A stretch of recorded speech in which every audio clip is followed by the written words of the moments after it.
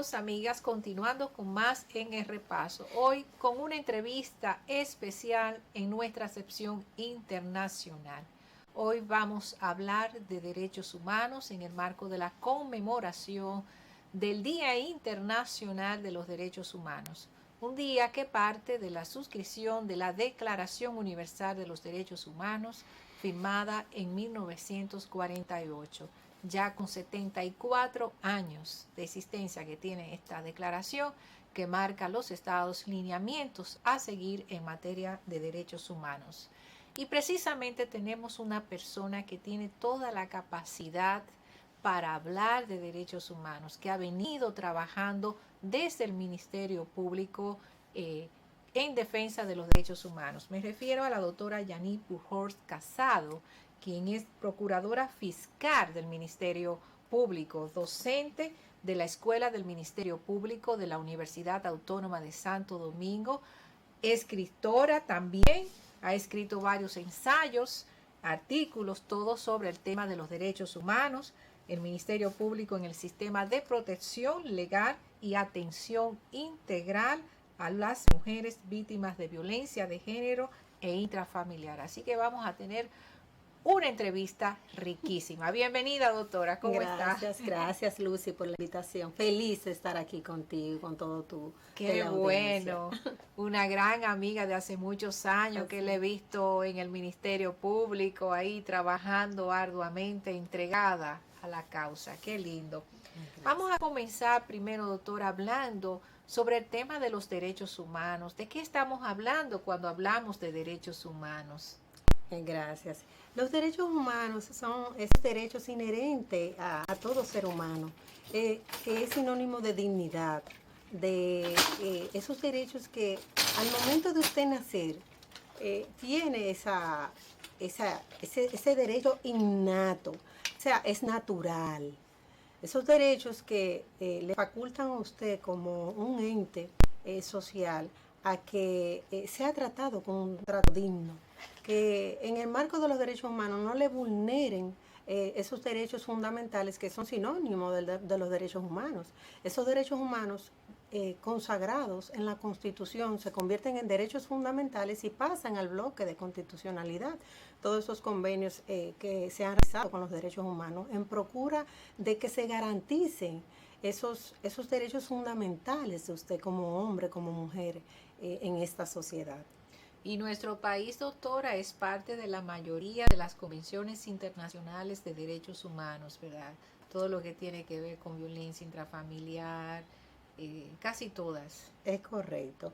Nosotros como Estado hemos suscrito las convenciones Belén do Pará, la Convención de la No Discriminación contra la Mujer, también las convenciones en el marco de los derechos humanos, de los derechos civiles y políticos, de los derechos económicos, sí, los pactos que tenemos, y también de todos esos convenios que consagra la Carta de las Naciones Unidas a los fines de nosotros garantizar como Estado esos derechos humanos de toda la población dominicana.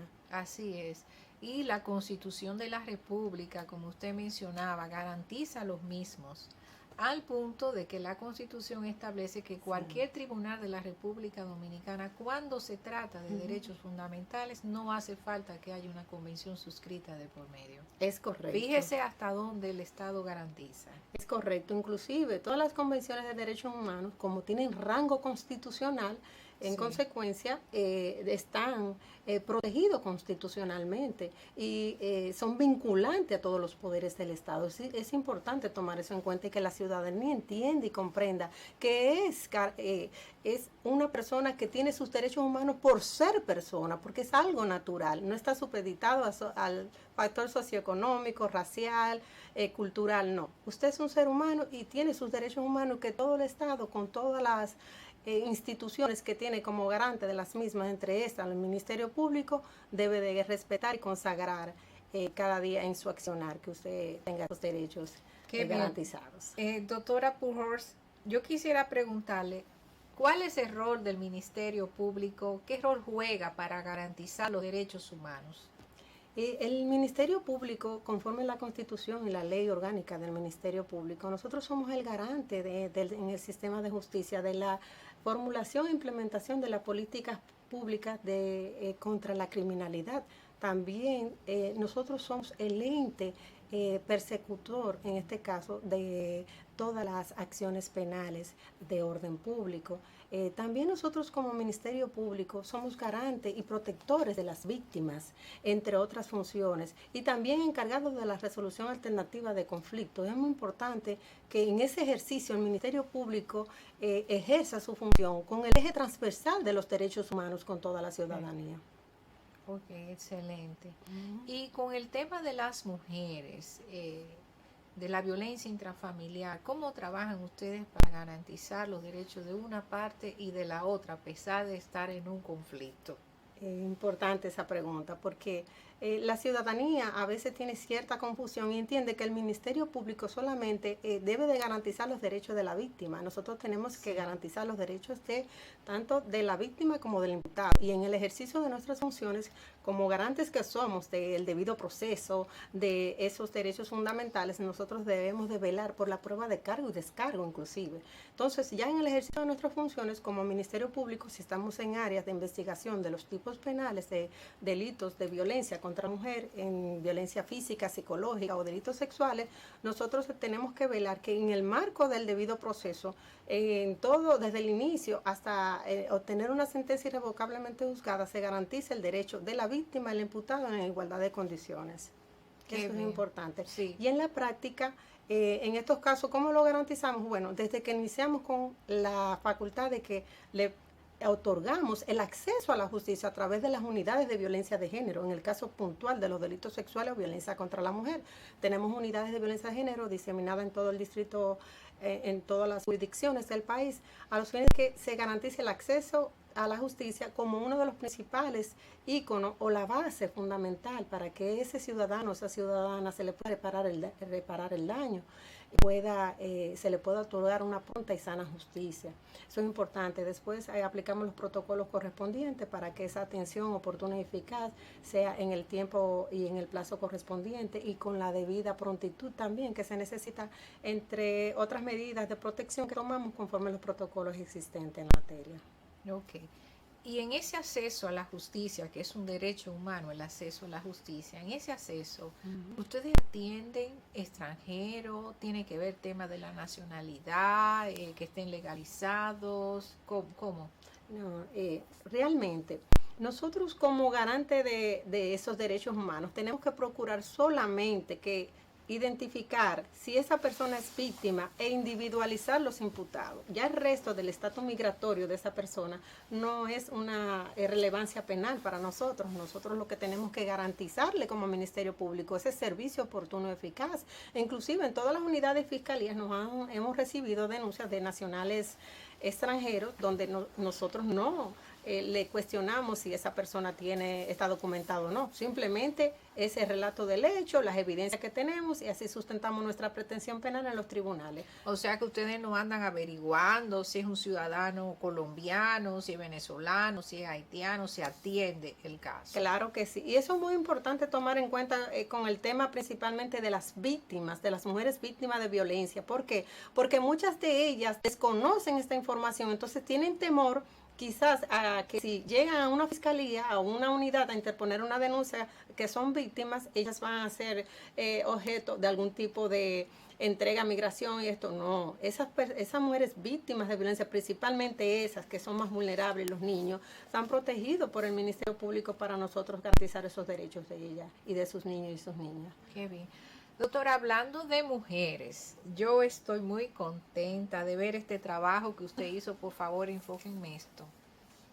Este libro que usted acaba de publicar, Estrategias de participación de la mujer en procesos políticos, electorales, realidades y tendencias. Aquí.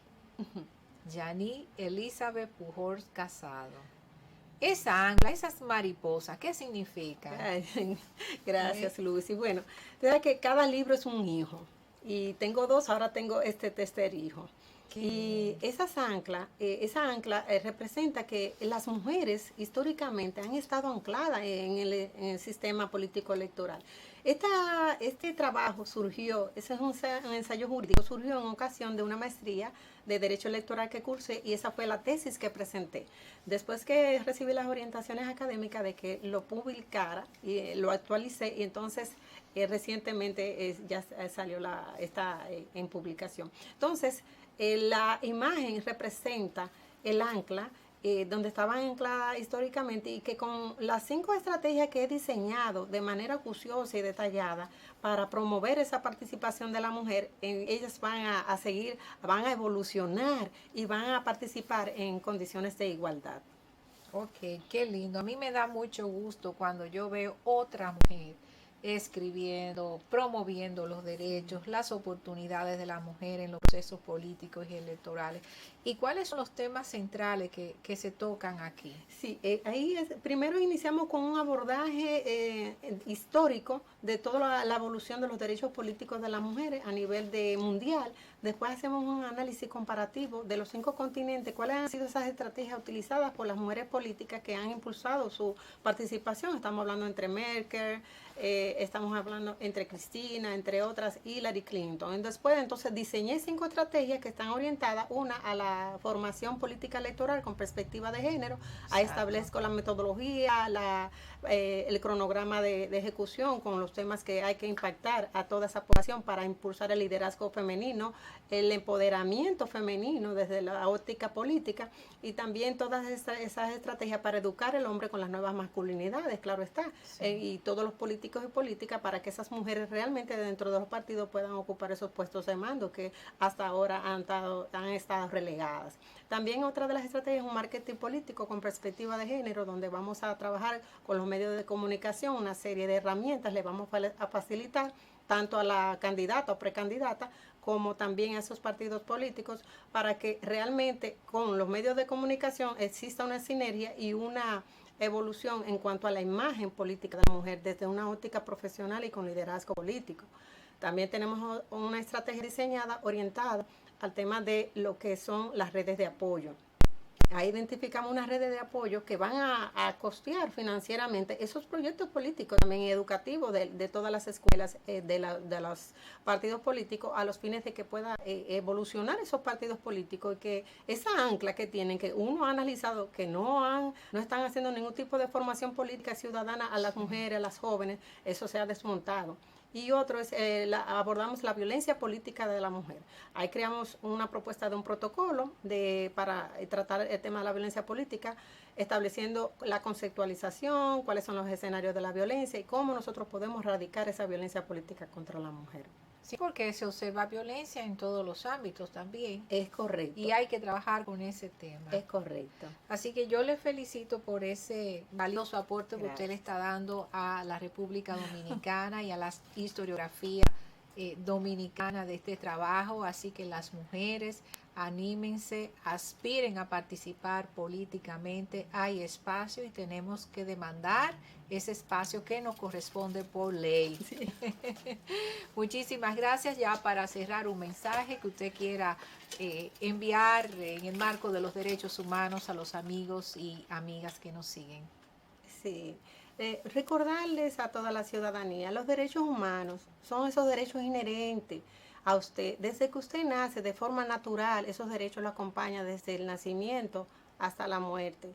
Que usted procure en todos los espacios de su desempeño familiar, académico, social, procurar no solamente que le respeten sus derechos humanos, derecho a la vida, derecho a la libertad, derecho a la expresión, derecho al tránsito. Todos esos son derechos humanos, derecho a que le suplan sus necesidades básicas, en los casos de las poblaciones vulnerables también, que le garanticen sus derechos. Y que usted sea veedor de esos derechos y garante de sus propios derechos, pero de los derechos de los demás. Porque si logramos una cohesión social en pro de garantizar los derechos humanos, nosotros vamos a tener una sociedad más justa e inclusiva.